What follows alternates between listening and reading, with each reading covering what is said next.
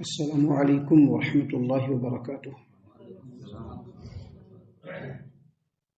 اعوذ باللہ السمیع العلیم من الشیطان الرجیم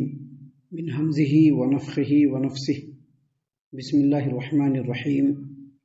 وقل للمؤمنات یغضضن من ابصارهن ويحفظن فروجهن ولا يبدين زینتهن الا ما ظهر منها وليضربن بخمرهن على جيوبهن ولا يبدين زينتهن إلا لبعولتهن أو آبائهن أو آباء بعولتهن أو أبنائهن أو أبناء بعولتهن أو إخوانهن أو بني إخوانهن أو بني أخواتهن أو نسائهن أو ما ملكت أيمانهن أو التابعين غير أولي الإربة من الرجال أو الطفل الذين لم يظهروا على عورات النساء ولا يضربن بأرجلهن ليعلم ما يخفين من زينتهن وتوبوا إلى الله جميعا أيها المؤمنون لعلكم تفلحون۔ محترم سامعین کرام، سورۃ النور سورہ نمبر 24 اور اسی سورت سے آیت نمبر 31 آپ کے سامنے تلاوت کی گئی۔ معزز سامعین کرام، یہ آیت نمبر 31 ہے جس میں اللہ تبارک و تعالیٰ نے مومنہ عورتوں کو بہت سارے احکام مومنہ عورتوں کے لیے بیان فرمائے ہیں، اور اس آیت کریمہ کی تفسیر میں کچھ باتیں اس سے پہلے کے 2 دروس میں ہم نے آپ کے سامنے رکھ دیے ہیں۔ آیات کے مختلف ٹکڑوں کو آپ کے سامنے پیش کیا، تلاوت کی، اور اس کا ترجمہ اور اس کی تفسیریں ہم نے آپ کے سامنے پیش کی۔ اس سے پہلے جو 2 دروس ہم نے اس آیت کریمہ کی روشنی میں آپ کے سامنے پیش کیے، اس میں ہم نے بیان کیا، بتلایا کہ اللہ تبارک و تعالیٰ نے اللہ کے رسول صلی اللہ علیہ وسلم کو یہ حکم دیا کہ آپ مومنہ عورتوں کو حکم دیجئے کہ وہ اپنی نگاہوں کی حفاظت کریں۔ ایسی چیزیں جو اللہ تبارک و تعالیٰ نے دیکھنا ناجائز کر دیا ہے، اس سے اپنی نگاہوں کو جھکا کر کے رکھیں۔ اس کی پوری تفصیل ہم نے آپ کے سامنے بیان کی، اور اس کے بعد اللہ تبارک و تعالیٰ نے یہ بھی حکم دیا کہ اپنے شرمگاہوں کی حفاظت کریں، اس کو ستر میں رکھیں، جو بھی اللہ تبارک و تعالیٰ کی طرف سے ان کے جسم میں ستر ہے ان کو چھپا کر کے رکھیں۔ کیسے کیسے چھپا کر کے رکھنا ہے، یہ پوری تفصیل ہم نے آپ کے سامنے بیان کیا، اور جو چیزیں خود سے واضح ہو جائیں اللہ تبارک و تعالیٰ نے اس سے معاف فرما دیا ہے۔ اور مزید اللہ تبارک و تعالیٰ نے اس آیت کریمہ کے ایک حصے میں مومنہ عورتوں کو یہ بھی حکم دیا ہے کہ وہ کن کن رشتہ داروں کے سامنے اپنی زینت کا اظہار کر سکتی ہیں۔ اس کے تعلق سے پوری تفصیل کل کے درس میں ہم نے آپ کے سامنے بیان کیا تھا اللہ کی توفیق سے۔ اب یہاں پر اللہ تبارک و تعالیٰ نے مومنہ عورتوں کو حکم دیا۔ اللہ تبارک و تعالیٰ نے فرمایا وَلَا يَضْرِبْنَ بِأَرْجُلِهِنَّ لِيُعْلَمَ مَا يُخْفِينَ مِنْ زِينَتِهِنَّ وَلَا يَضْرِبْنَ بِأَرْجُلِهِنَّ لِيُعْلَمَ مَا يُخْفِينَ مِنْ زِينَتِهِنَّ۔ اور مومنہ عورتوں کو یہ بھی حکم دیا جائے کہ وہ اپنے پیروں کو زمین پر نہ مار کر کے چلیں، یعنی جب چلیں تو اپنے پیروں کو زمین پر پٹک کر کے نہ چلیں، تاکہ پیروں کو زمین پر پٹک کر چلنے سے ان کی جو پوشیدہ زینتیں ہیں وہ ظاہر نہ ہو جائیں، وہ پوشیدہ نہ رہیں بلکہ ظاہر ہو جائیں۔ سامعین کرام، یہ جو آیت کریمہ ہے، آیت کریمہ کا جو یہ ٹکڑا ہے، اس میں اللہ تبارک و تعالیٰ نے مومنہ عورتوں کو حکم دیا کہ وَلَا يَضْرِبْنَ بِأَرْجُلِهِنَّ، اور اپنے پاؤں کو زمین پر مار کر نہ چلے، یعنی تھپک تھپک کر کے زور سے نہ چلے۔ اصل میں زمانہ جاہلیت کے اندر عورتوں کا یہ طریقہ تھا، ان کی یہ عادت تھی کہ جب وہ سڑکوں پر چلتی، جب وہ رستوں پر چلتی تو وہ پازیب پہن کر کے رہتی، پائل، اور جب پائل کی آواز چھن چھن سنائی نہیں پڑتی تو وہ لوگ زمین پہ کس کے پیر کو مارتی، زور سے پیر کو مارتی۔ کیوں؟ تاکہ آواز، چھنک کی جو آواز ہے وہ لوگوں کے کانوں میں جائے۔ اللہ تبارک و تعالیٰ نے مومنہ عورتوں کو تعلیم دیتے ہوئے، ان کو آداب سکھلاتے ہوئے، ان کو سمجھاتے ہوئے کہا کہ دیکھو، جب تم زمین پر چلو، جب تم رستے پر چلو تو بڑی ہی خاموشی کے ساتھ، انتہائی اچھائی کے ساتھ، آہستگی کے ساتھ چلو، تاکہ جو پوشیدہ زینت ہے وہ ظاہر نہ ہو، پائل کی آواز نہ نکلے، چوڑی کی کھنک ظاہر نہ ہو، یہ پتہ نہ چلے کہ یہ عورت ہے اور یہ بہت سارے زیورات پہنے ہوئی ہے۔ اور یہ تمام ایسی چیزیں ہیں جن کی آوازوں سے مرد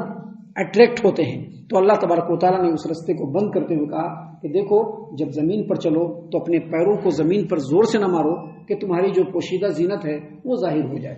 سامعین کرام، آیت کریمہ کی تفسیر میں حافظ ابن کثیر رحمۃ اللہ علیہ نے یہ بھی بیان فرمایا ہے کہ عورتوں نے اگر کوئی زینت کر رکھی ہے اور وہ زینت پوشیدہ ہے، لوگوں کے سامنے نہیں ہے، لیکن جب عورت چلے رستے پر تو اس کو واضح کر کے چلے تاکہ لوگ دیکھ لیں، تو یہ بھی اس حکم کے روشنی میں ممنوع ہے۔ جب انہوں نے پردہ کیا ہے تو بالکل سمٹ کر کے پردہ کر کے چلنا ہے۔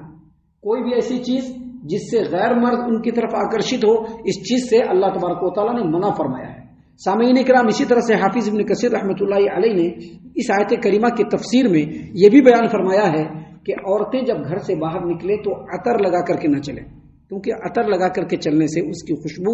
دوسرے غیر مردوں تک پہنچے گی اور وہ اس سے اٹریکٹ ہوں گے، آکرشت ہوں گے، اس لیے اللہ کے رسول صلی اللہ علیہ وسلم نے اس سے منع فرمایا ہے۔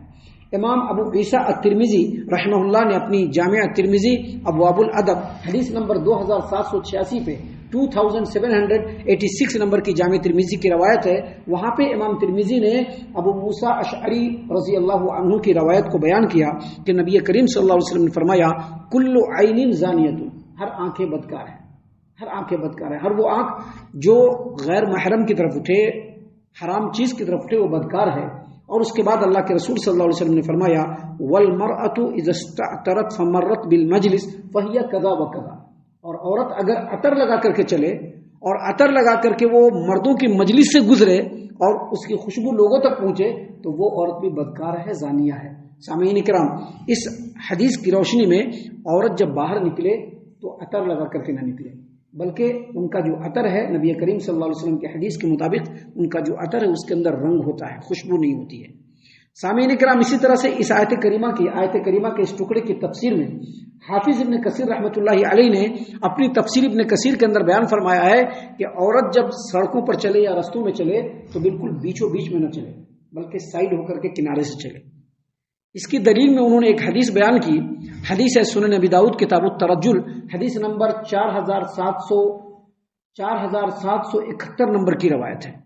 روایت میں ابو اسید الانصاری رضی اللہ عنہ روایت کرتے ہیں کہ میں نے نبی کریم صلی اللہ علیہ وسلم کو مسجد سے باہر اس وقت لوگوں کو بیان کرتے ہوئے سنا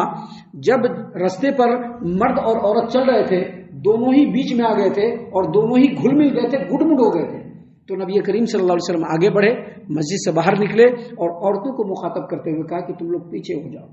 تم لوگوں کو رستوں کے درمیان نہیں چلنا چاہیے، بلکہ تم لوگوں کو رستوں کے بالکل کنارے پر چلنا چاہیے۔ ابو اسید انصاری رضی اللہ عنہ کہتے ہیں کہ جب نبی کریم صلی اللہ علیہ وسلم نے خواتین کو یہ حکم دیا تو خواتین رستوں کے کنارے اتنا کنارے ہو کر کے چلنا شروع کر دیا کہ ان کے کپڑے دیواروں سے اٹک جایا کرتے تھے۔ آج اتنے بڑے بڑے سڑکیں ویسا پہلے نہیں تھا، پہلے جو ہے کچے مکان ہوتے تھے، رستے بھی زیادہ بڑے نہیں ہوتے تھے،